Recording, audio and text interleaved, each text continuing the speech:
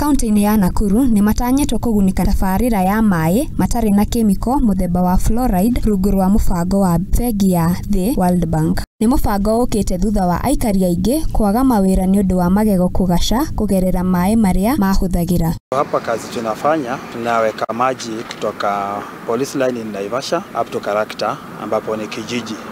So hii ni maji ambayo inasaidia watu wa Karakta kijiji at least wakuwe na maji sababu wamekuwa na uhaba wa maji. Na pia tunaweka, kuna building tunajenga ambayo inawekwa chlorine, itawasaidia kwa clean meno yao ikuwe safi, wasihangaike, wasitumie maji wasema ya kwamba iko na chumvi. Makiria ma andũ 5,000 arĩa makoretwo makĩgiĩka nĩ kwamũkĩra maĩ matheru nĩo matanyĩtwo kũgunĩka na mũbango ũyũ, ũkĩmaũra mũrigo mũritũ wa mĩrimũ ya mahĩndĩ na ũgacu wa magego yumanaga na ũhũthĩru wa maĩ maya.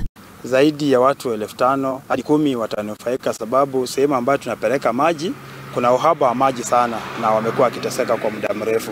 Kwa hivyo kila mmoja katika ile kijiji atapata maji. Itawasaidia kwa upande wa wakitumia maji hawatakuwa na ugonjwa wa meno sababu kumekuwa na shida ambazo zinatokea, wanasema ya kwamba wana ugonjwa wa meno, pia mifupa huwa inawasumbua. So tukifanya hiyo decolorization hawatakuwa na hiyo shida, itakuwa maji safi ambayo ni maji ambayo itakuwa imekubalika. Kuringana na muikarĩri gĩtĩ wa mũingĩ James Buru nĩ atarĩirie ũrĩa makoretwo makĩhũthĩra maĩ ma kũgũrwo gũkũ, akiuga maĩ macio nĩ magũcenjia mĩtũrĩre yao. Mbeleni kabla ya hii mradi kuja tulikuwa tunashughulika na mambo na Donkey Vendors ambao ndio walikuwa wanatuuzia maji huku, walikuwa wanatuzungushia huku maji ambayo haikuwa safe kwa watu kukunywa.